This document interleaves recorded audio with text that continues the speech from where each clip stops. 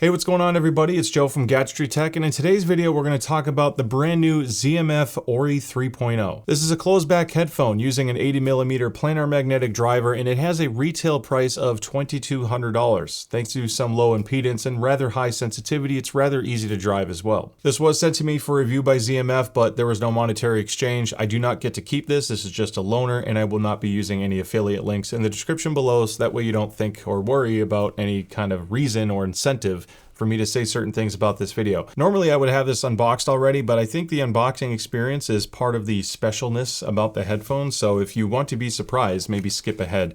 This is a special little accessory which I'm going to get into in a moment, but I want to show you the packaging.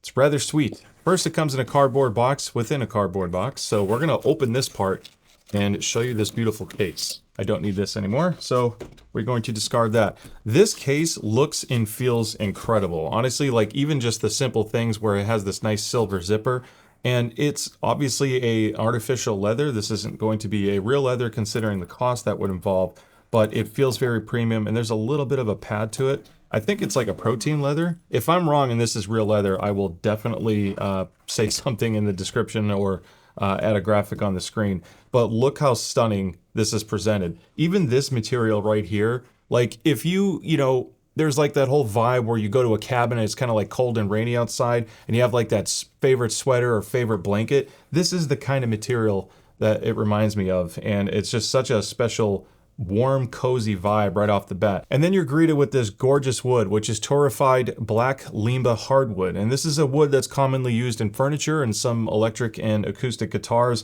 And you can see why that obviously fits the vibe check with what ZMF typically goes for. And then you get a nice little bag. Now, when you order these, you basically get to pick a cable of your choice. And if you want additional cables, thanks to the site being rather a la carte, you can add any additional cable that you like, with different terminations, obviously XLR, 3.5mm, the 1/4 inch, and even 2.5mm, because people aren't giving up on it, I guess. Or maybe you have a little Quiddlix 5K that you want to use this on a go with. You get a little wipe cloth here, a coaster that also gives you a warning about flaw or nah, because it's talking about how wood is natural and therefore it's not going to be flawless. The flaws are what make it special. Then you get a little wooden card that will have your name and information for the QC check on it. Obviously I flipped that around because I respect my own privacy. Now it's time to talk about the Ori 3. The first thing I'm going to get into on the Ori 3 is customization, because it comes with default pads, of course. Now this is the top perforated leather pad. It's the Caldera thick pad, and it's, out of all the pads I've used and tested it on, I can see why it's the default, because it was my favorite overall, followed very closely by the suede. So I think unless you are very partial towards a particular material, those two picks were great. Now, what is this little wooden box, you might ask? This is the container for something super cool that normally isn't done on headphones. See these little black plastic things that look like it belongs to Battleship, only at a bigger scale? Well, that's because the Ori 3 has a bass port on the bottom. This little tuning port will change the frequency response, and it's quite significant. There's 3 configurations because you have 3 different plug options. You basically, let me find one that is in the middle. So you have the vented plug, which is what I put in. This is my favorite configuration. However, you get 2 options. Now, this obviously is the vent. I just want to hold it and show you what it looks like outside of the headphone itself. So you can seal it, which I believe is the default configuration, at least at the time of filming this. That completely plugs it, and it gives you a more neutral sound presentation because it's preventing the driver airflow, or like the airflow behind the driver, from accentuating the bass, just like a bass port does on a speaker cabinet. Then you have the vent, which is going to bleed a little bit of air and obviously start opening up the sound a little bit from a bass perspective. Now, the other option out there, if you have a guilty pleasure of having more bass, is you can remove the plug entirely and have that port completely open. This is extremely fun. This is a close second to me doing the vented plug. The only reason why I use the vented plug myself is because it serves a wide variety of music really well for me. I get a little bit of extra bass when I want it, and it's not affecting the mid-range. I notice without the port, it just has a tiny suck out in the low mid-range, just a little bit, but it's because of that, there is a noticeably stronger bass shell. and that will get into the sound quality, but the tuning characteristics are worth pointing out. Now, like other ZMF products, this is a very familiar design. You can also spec this with a magnesium chassis instead of aluminum, which will be lighter. The aluminum chassis, or at least my unit as it's spec'd, as you see here, weighs about 580 grams. But surprisingly, it wears its weight well. I am really surprised as I clobber myself in the head. I'm really surprised at how well I can wear this for long periods of time. It's quite shocking because I have other headphones that are lighter by 100 grams or more from even more expensive brands that don't feel as comfortable as this. Part of that is because these pads are absolutely massive. The diameter, or the opening from top to bottom, left to right, and the depth are some of the biggest pads you can get on the market, which means it's going to accommodate a wide variety of ears. Obviously, pads exist out there for certain headphone designs where it's extremely tall or extremely wide. It's kind of like, depending on how unique that headphone is. The depth of this is absurd. Honestly, like the front depth is bigger than the rear depth of a lot of Sennheiser headphones. Then you have this giant cushion on the back. There are different pads you can spec, of course, and if you get the thinner pads, well, just keep in mind that does mean you're going to lose a little bit of depth. So if ear clearance is a big thing for you, stick with the thicker ones. It, to me, provided a better sound quality overall, because as you get the driver closer to your ear, you kind of pick up the mid-range a little bit, which is going to get into the sound again, but that's one of the reasons why I like the thicker pad in addition to comfort. Now, the clamp force of this guy is strong, and that's kind of normal with a heavier headphone, and this comes in at almost 800 grams of clamp force on my rig. This is not a standardized thing. I am working really hard on turning this into something that other reviewers can eventually do. Actually working with Capra Audio, a huge shout out to him, Brian from Capra, because he's amazing with 3D printing. So we're hopefully going to have that standardized. Anyway, the reason why I bring this up is it's important to understand how clamp force works, because if you have a heavy headphone, as much as everyone prefers a light clamp force, if you go too light, the headphone moves around like crazy and it's super distracting, and that becomes uncomfortable in itself. So you want enough clamp to keep it secure, and because this is a closed back, you need enough clamp force to maintain a seal, because if the seal breaks, well, guess what? You lose your bass performance, and it makes the headphones sound pretty bad. So there's always that fine juggling act. If you want to fine tune this a little bit more, you can actually stretch the headband a little bit. So because this is a spring steel headband, I recommend, because you can see the leather strap right here catches, if you're trying to stretch this a little bit, just try to remove this headband right here. You can see the two Allen screws. Remove that first, because you don't want this to have the tension, and then you can pull this just a little bit more. You could get kind of creative, and maybe do it this way a little, but as you can see, I'm putting some stress on that strap, which I'd rather avoid. Now, as far as adjustability goes, you have these telescoping posts. This one, I guess I did leave it unlocked. This is lockable. The reason why I point that out is because once you've kind of set this headphone for you and you find the sweet spot, you can tighten that little Allen key just a little bit. You're not torquing it down. You're not trying to bolt a wheel onto a car, but that will keep it from sliding. And that's a nice little quality of life thing. It takes more work. You're fiddling with it more, but at the same time, over handling over time, you know that it's always going to fit your head. And to me, that's really important, because again, this whole thing is like part of the end game experience. It's a piece that you're going to hang on to for quite a while. Now, I like headphones with wood. I understand that's not going to be everyone's cup of tea. And obviously with this price range being as high as it is, this is basically in a special category of headphone. But I think this is a stunning combination. I like the color of the wood just because I just think the tone of it and the simplicity of that grain is really nice. It's not as contrasty, but overall, I think it's a stunning headphone, and I like it paired with the black chassis. I think that works well with it too. As with most ZMF headphones, it has the mini XLR connector on the bottom, and if you're concerned with how they plug in, well, it's rather straightforward. The little pin that you squeeze to detach or remove the mini XLR, that basically always points to the inside with ZMF headphones. Just click that in and you're good to go. So I want to talk about sound quality and start with the objective side first, the measurement side, because one, it takes my opinion out of it, and two, it's kind of painting part of the picture, but I'm going to spend more time on this objective side because there's just so much to discuss with this particular headphone, and measurements, at least on this simple graph, are not going to tell you everything. If you notice, the target here is the KB006X Pinaclone target, its Kemar diffuse field. The reason why I picked this is because that's what kind of measurement rig I use. I am not fortunate enough to have a B&K 5128. I'm really hoping to get one in the next couple of years, but they are not cheap. It's more than a car. So the reason why I say this is because this is an ear simulator. The 006X is a type of ear simulator.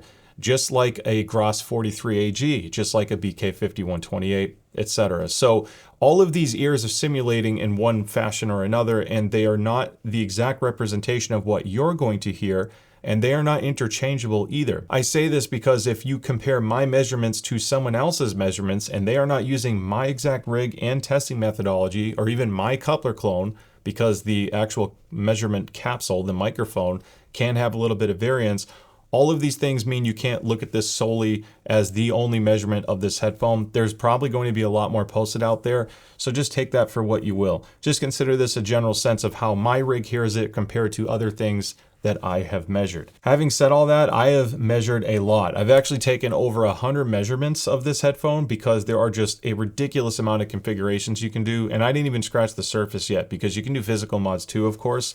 But if you go to my site, and I'll have a link in the description below, and click this plus sign once you've selected your headphone, you can see that right now I have no plug and seal plug. So I'm going to add the vented plug, and this will kind of render 3 different lines in total. So when it comes with the sealed plug, the blue line here, like that weird greenish blue, you can see it has the least amount of bass, but all of the mid-range tuning is effectively identical. It's within a margin of error. I do want to point out that this headphone is not really sensitive to placement on your head, meaning if it's not perfectly centered and you're slightly forward or slightly back, you should get a very similar sound quality. It's not going to shift mid-range and treble frequencies as much as some other dynamic headphones do, so that's a pretty nice thing to have. When you look at the measurements and you see what the vented plug does, we are gaining a few decibels, mainly in the bass region below about 150 hertz, and it kind of, increases the gap from there. When you go with no plug, the no plug has the strongest emphasis in the mid bass and, I guess low mid bass, which you're going to hear in a lot of music. If you listen to a lot of EDM, a lot of rock, and you just want more of that thump, a lot of people are going to love having no port. Now, this obviously, in my case, for how I measured it, it increased the null, or like the node, that I had at about 400 hertz. So basically this driver has its own unique node, kind of similar to what I noticed with the Caldera. It's just a little bit more prominent when you have no plug. Please just take this for a grain of salt. Don't think of this as like the end all be all for how this is going to sound. But again, that is what multiple measurements of each side did with each plug configuration. Going further, if you click the plus sign, I measured tons of different pads. And originally I was going to go through all these, but this video is going to get long super fast. So I'm going to get rid of a couple things here. So because the vented was my favorite, I'm going to actually get rid of the other one. So we're going to get rid of no plug and get rid of the seal one. So this is the stock pad with the vent. If I go to the suede pad with the vent, once that renders that, the sound quality is very comparable to each other. That's why I think the suede is a good alternative. I think the stock pad has slightly better dynamics, partly due to the seal and the pressure that it allows the driver to have. I think it just sounds a little bit more punchy, but there's definitely nothing wrong with the suede pad. I think it's a really fun sound. And if anything, it opens up the top end a little bit more. So if you wanted 2 pads and you don't want it to drastically differ in terms of sound presentation, the suede is a nice, slightly more breathable alternative that will have slightly softer bass and a little bit more air up top, at least how I heard it.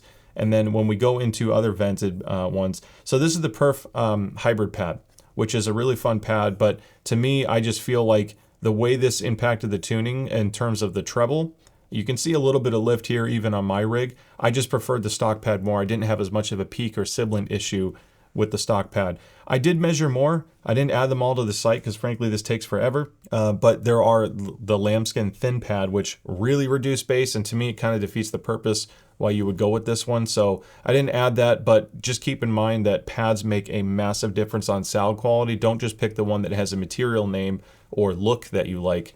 Keep this in mind. To paint that picture a little bit further, I actually tried the Caldera open back pads on this. This is the thick pad because the perforations will go on the top and the sides here.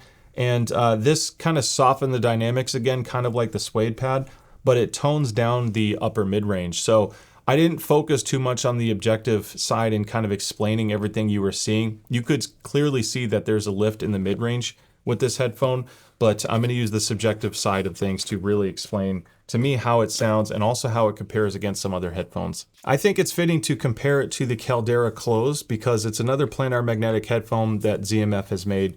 And this is an exceptional headphone, but there are unique differences that some people will actually prefer the new Ori 3 over the more expensive, almost twice the price Caldera Close, depending on your configuration.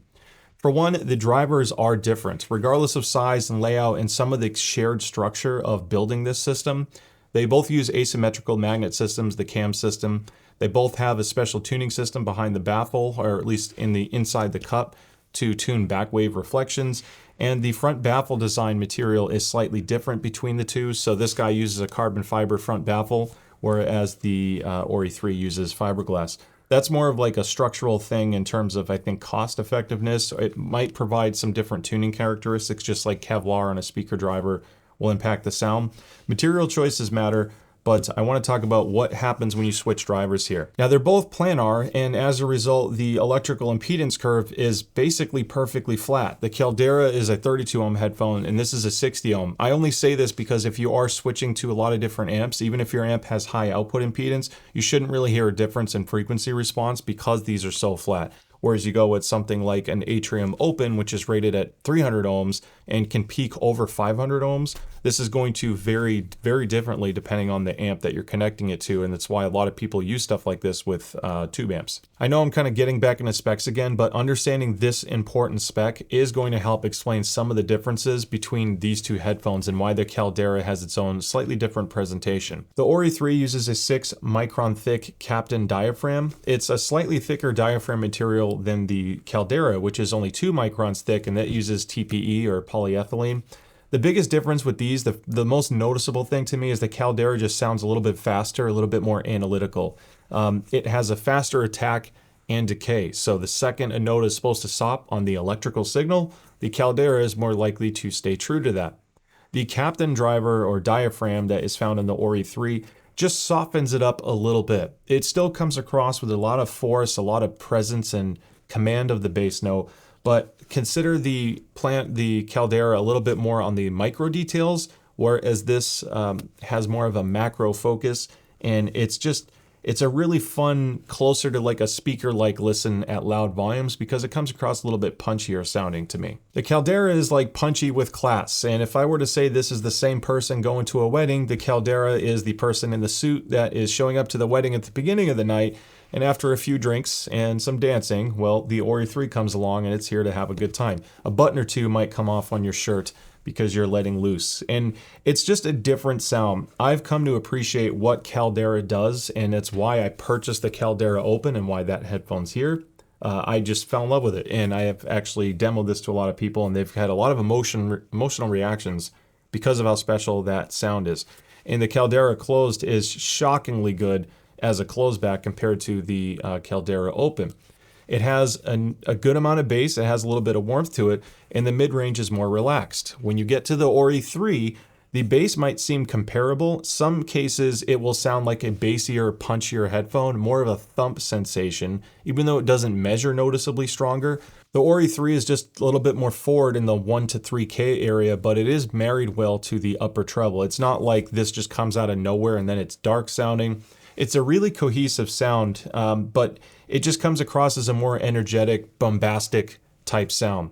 The mid-range push that you get from this noticeably pushes guitars more forward in the mix. It affects vocals a lot, and it just depends on what you listen to. The Caldera is just a little bit more relaxed sounding in the vocal region, although I do really like the tonality of what you get here on the Ori 3. I listen to so many different genres, and I can say that the Ori 3 video was delayed partly because of my recovery, but I just spent a lot of time listening to it, like 40 to 50 hours if I had to guess, on a variety of amp gear, and like I said, it's not really amp picky.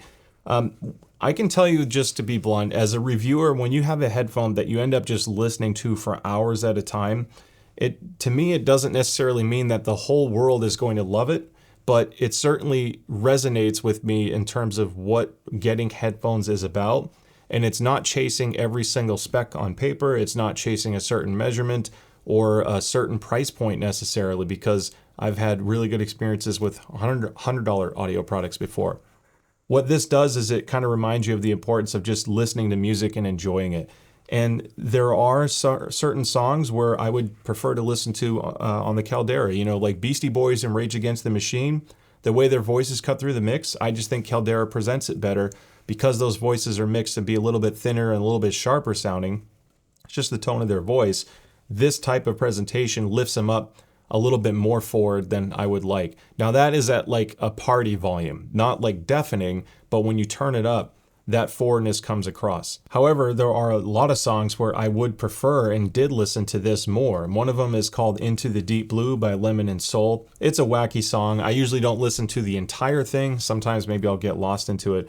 But the bass thump that this has, followed by that upper mid-range and treble energy to kind of open things up and jazz up your music and just wake it up a little bit, it just becomes such an immersive listen. And again, I typically listen to with the bass ports on the vent mode, but I would prefer either vent or removed entirely just to get that little extra, sultriness in the low end, just to kind of thicken things up a little bit. This tuning also happens to work well with different vocals like Bon Iver and even Billie Eilish, because her voice is more of a whisper. It's not like crazy strong, and she's not always like the dominant part of the track, the beat is. So having this kind of tuning kind of lifts her back up a little bit, and it just makes everything just so much more engaging to me. And that's the problem when you go with too laid back of a headphone.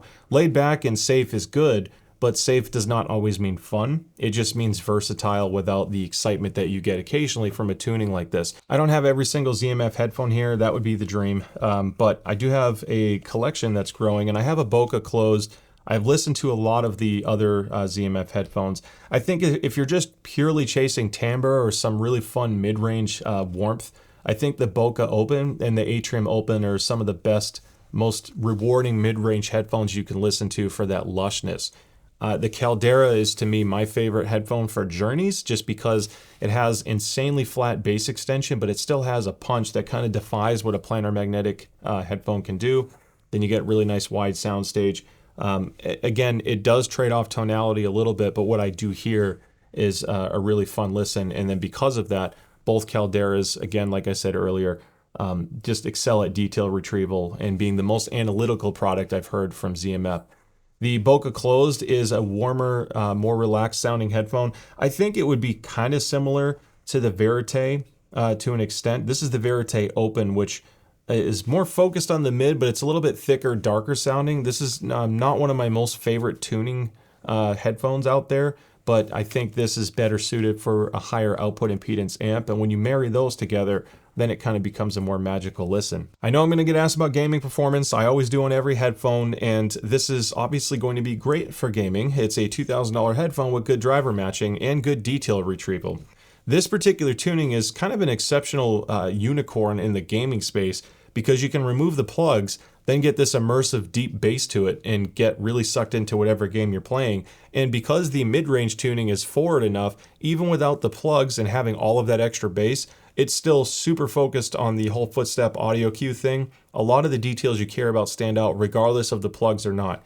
If you want to tighten it up, play around with the plug configuration and tame that bass a little bit, but the mid-range tuning is excellent for gaming. It really helps push vocals forward, and that also helps for movie listeners or movie watchers out there where dialogue is often an issue for a lot of movies. This kind of tuning is one of the better ones you can get, frankly, when it lifts 1 to 3K, because it pushes vocals more forward in the mix. So to summarize the Ori 3 and what I feel about it. One is, I know this price range is kind of an unobtainium level for a lot of people out there, and the flagships exist, Ferraris exist, but I still watch Ferrari videos. It's not something that I'm going to put in my garage anytime soon. But for those of you who are shopping for headphones in this price range, there is something special about this. This is, when you get into higher price ranges, you're not really always chasing neutrality, because frankly, in the sub $500 range, there are amazing options if you're just looking for neutral timbre. What you get when you start getting into these is like a very specific execution and a very specific flavor. And that flavor isn't going to be for everybody. That's why we have preferences. And the Ori 3 is kind of like a kick in the butt sound. It's more punchy and it's more energetic. It trades off some tonality in the mid-range by being a little bit more forward sounding. It could come across as shouty to some people, but overall it's a very energetic and fun listen. And like I said earlier, when I'm at moderate volumes, I absolutely love what this does to the majority of my music, but not all of it. Thankfully, many flavors exist, whether it's part of the ZMF lineup or not, but I hope that by watching this video, you at least kind of learn what flavor the Ori 3.0 is. So thank you so much for watching this. I hope you found the video helpful. Don't forget to like and subscribe, and I will see you next time. Take care.